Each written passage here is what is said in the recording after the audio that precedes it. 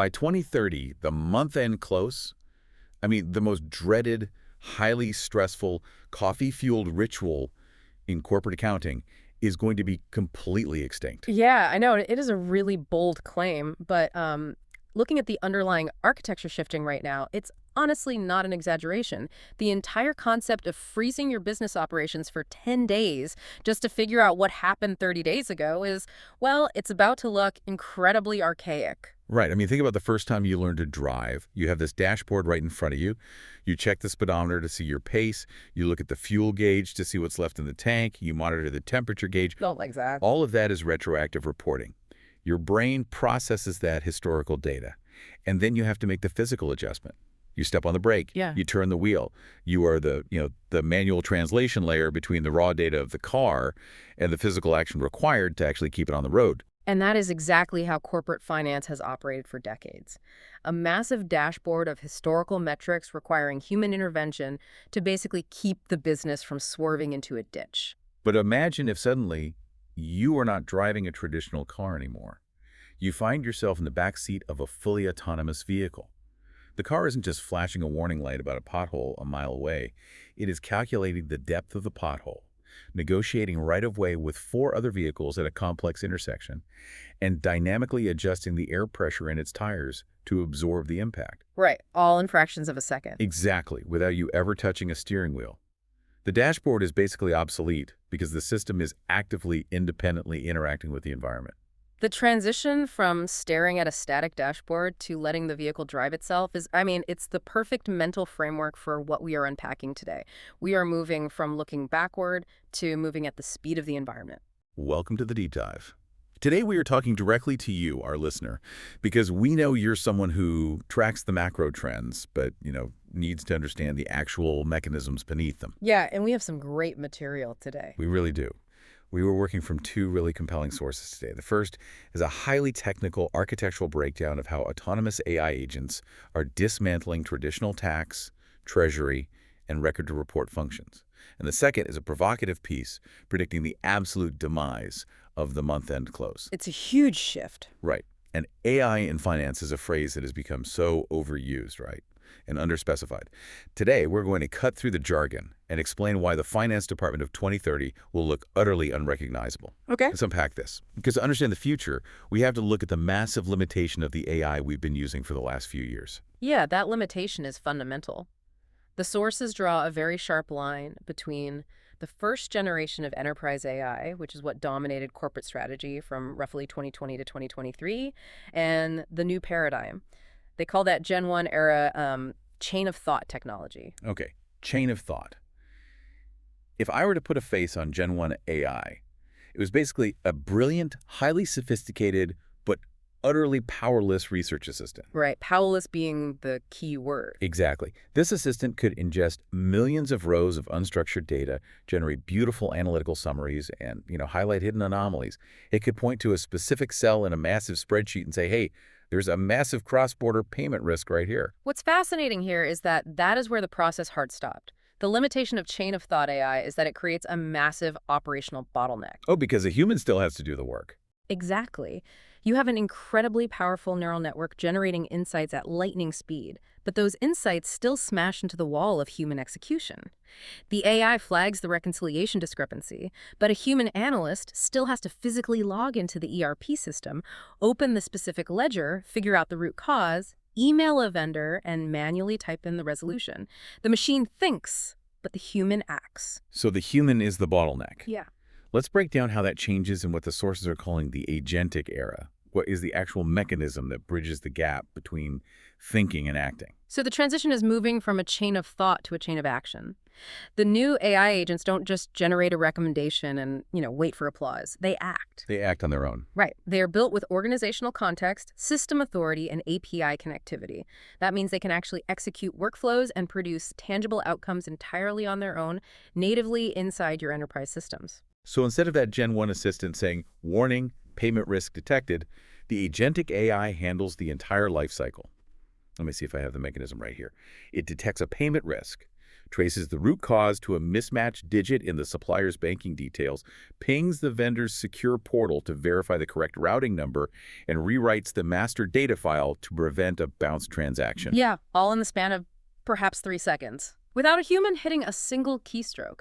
When you remove the human execution bottleneck, you fundamentally change the physics of the finance department. The constraint is no longer how many invoices your accounts payable team can manually review in a given hour. Okay, you make it sound incredibly seamless. But giving an AI the unchecked power to independently move millions of dollars across international borders sounds like a massive compliance disaster waiting to happen. Oh, absolutely. Right. How do these systems prevent an AI from hallucinating and accidentally bankrupting a subsidiary? You can't just buy an algorithm off the shelf, plug it into the wall, and say, have at it.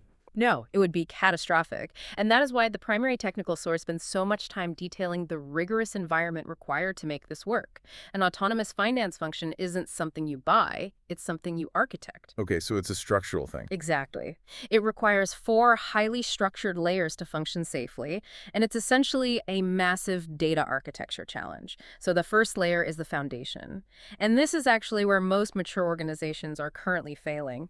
We are talking about continuous transaction control mandates, e-invoicing requirements, and SAFT reporting. Wait, pause right there. You just threw out SAFT reporting and continuous transaction controls. If I have a business leader who isn't a software engineer or a regulatory auditor, what do those actually look like in practice? How do they function? Right, let's strip away the acronyms.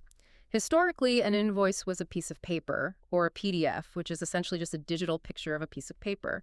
To understand it, a human had to read it and type the numbers into a system. Very manual. Highly manual. SAFT, which stands for Standard Audit File for Tax and Continuous Transaction Controls, represent a shift where governments demand that the moment a transaction happens, it is immediately recorded in a structured, machine-readable format and shared with the authorities. Oh, wow. Yeah, imagine the tax authority having a secure digital wiretap directly on your cash register. Every sale, every purchase generates clean, standardized data the exact millisecond it occurs. That is the foundation layer. If you don't have that clean, instant data, your AI has nothing to work with. Okay, that makes sense. The data is the fuel, then layer 2 is connectivity. Right. Once you have that clean, structured data, the AI needs the physical wiring to act on it. This means bidirectional integration. In the past, companies would export data out of their systems to run analytics on it. With autonomous agents, the AI needs to be able to push data back into the ERP system. It needs to talk back. Exactly. It talks back to the ERP, the banking platforms, and the tax authority APIs. It needs two-way streets everywhere so it can trigger actions and update records without human intervention. Which brings us to layer 3, agent orchestration. Now, when I first read this, my mind went to a symphony conductor, making sure the violins and the cellos are playing the same song. It's a common metaphor, but it's actually a slightly flawed one. A symphony implies everything is playing from the exact same sheet of music. In an enterprise, different departments often have conflicting goals. A better analogy is an air traffic control tower. Oh, interesting. Walk us through that. Well, you aren't going to have one giant, omnipotent finance AI. You are going to have highly specialized agents. A tax agent wants to minimize liabilities and ensure regulatory compliance. Right. But a treasury agent wants to maximize available cash and optimize yield. Those two goals can frequently collide. Oh, I see. Yeah, if the treasury agent decides to aggressively move cash out of a subsidiary in Germany to fund an acquisition in Brazil, the tax agent needs to instantly calculate the withholding tax implications and transfer pricing rules. The orchestration layer is the air traffic controller calculating their trajectories in real time, ensuring a brilliant treasury maneuver doesn't crash midair into a massive tax penalty. Okay, so the orchestration layer is resolving the internal conflicts, and then layer 4 is governance, which I'm guessing answers my earlier fear about the AI accidentally bankrupting the company. Exactly. Governance is the human oversight framework. It's the rigid audit trails, the kill swishes, the defined risk parameters. The guardrails. Yes, the guardrails. The AI can optimize cash flows all day, but governance dictates that any transaction over, say, $50 million or involving a high-risk jurisdiction automatically pauses and routes to a human executive for approval. Okay, so if a company gets this wrong, if they just buy the flashiest new agentic AI software, but their underlying data is still trapped in unstructured PDFs and manual approval workflows, the AI essentially becomes paralyzed, right? Right. It becomes an incredibly expensive paperweight. And this brings up a vital distinction the sources make regarding how leadership views this transition. Are leaders building these platforms just for compliance, or are they building them for intelligence? What's the mechanical difference between those two approaches? Let's say the government of France issues a new e-invoicing mandate. If you are building for compliance, you buy a narrow, fragmented software tool just to translate your French invoices into the required format. You check the regulatory box, but that data remains isolated in a French silo. It doesn't help the rest of the business. Exactly. But if you are building for intelligence, you treat that French mandate as a catalyst to build a canonical data model. A canonical data model. Let's unpack that because it sounds like a textbook term. But reading the source, it's actually the secret sauce of this whole operation. It really is. Think of a canonical data model as a universal translator. A large multinational might have 50 different accounting systems acquired over 20 years of mergers.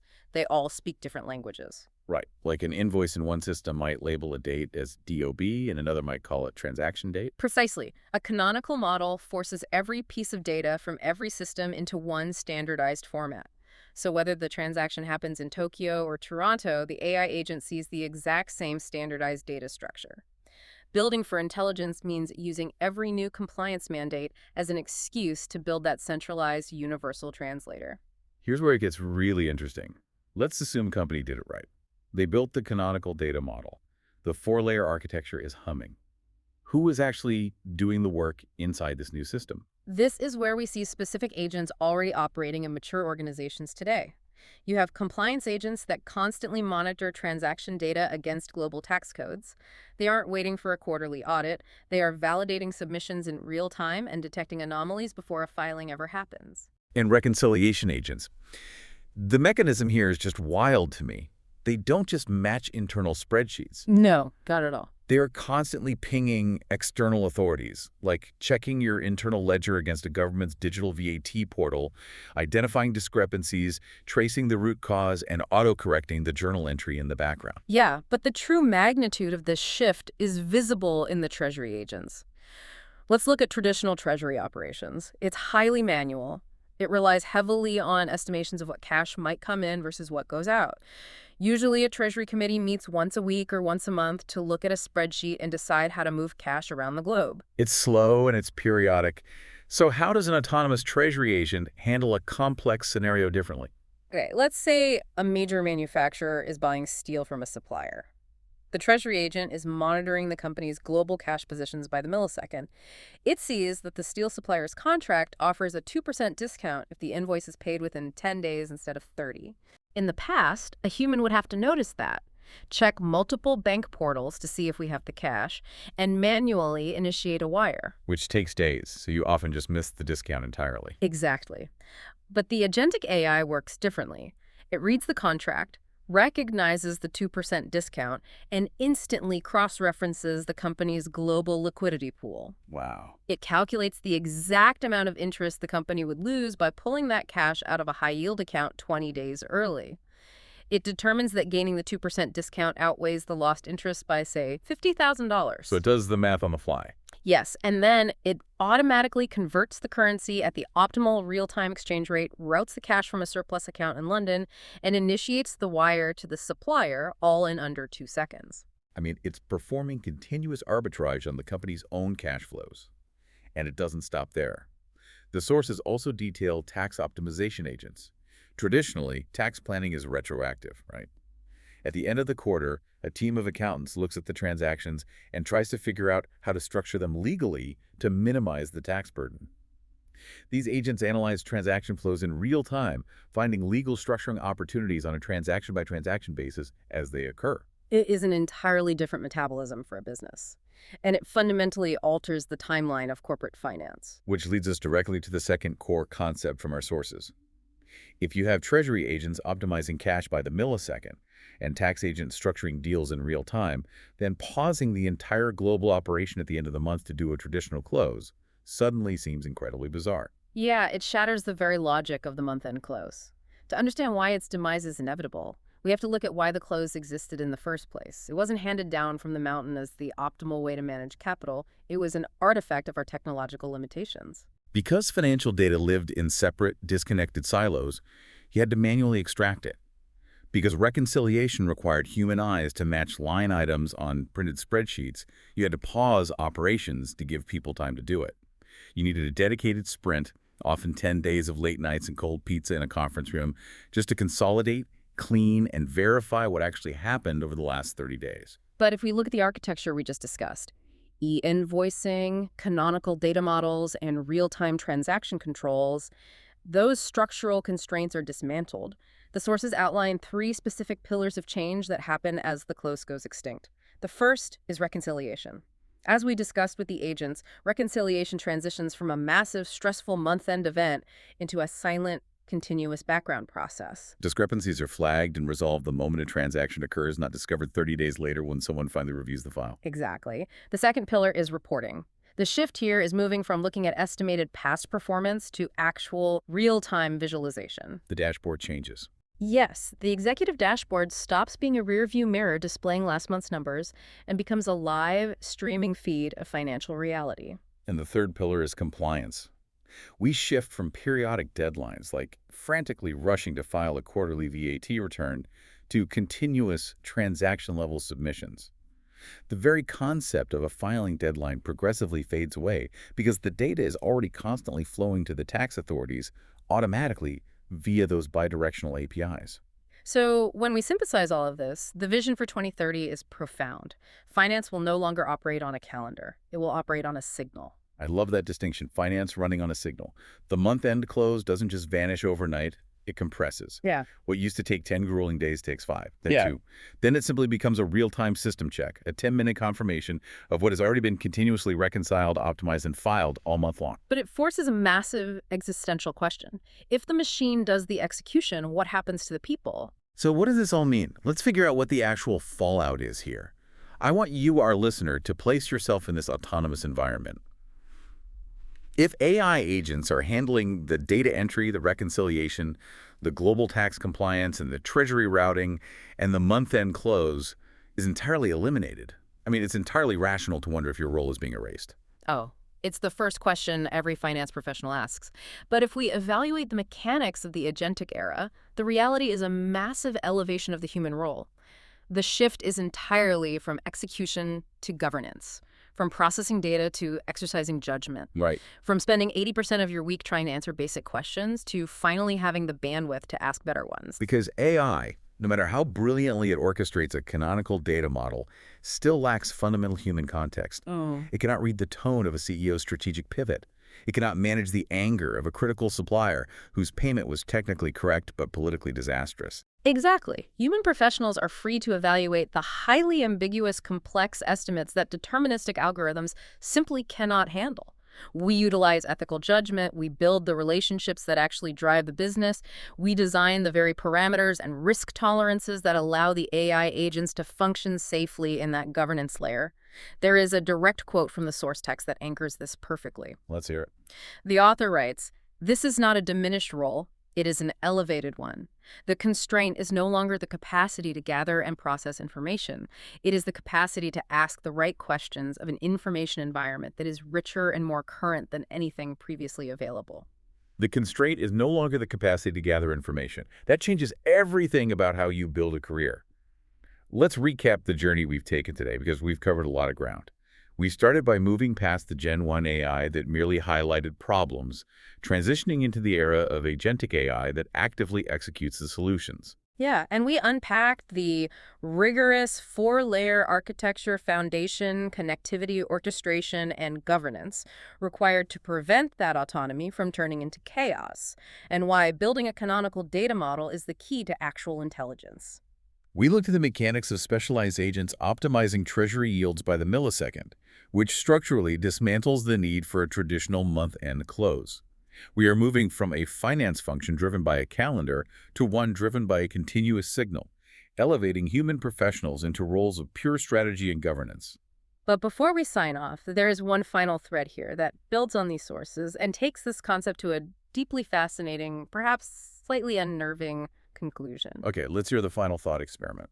We've established that human professionals are shifting to governance, while autonomous AI agents execute treasury operations and optimize cash flows internally. Right? But what happens when these autonomous agents from different companies start communicating and negotiating with each other directly? Oh, wow. So extending the architecture beyond a single corporation's walls. Imagine an AI buyer agent representing a massive global retailer and an AI supplier agent representing a steel manufacturer in another country. A geopolitical event causes a sudden supply chain shock.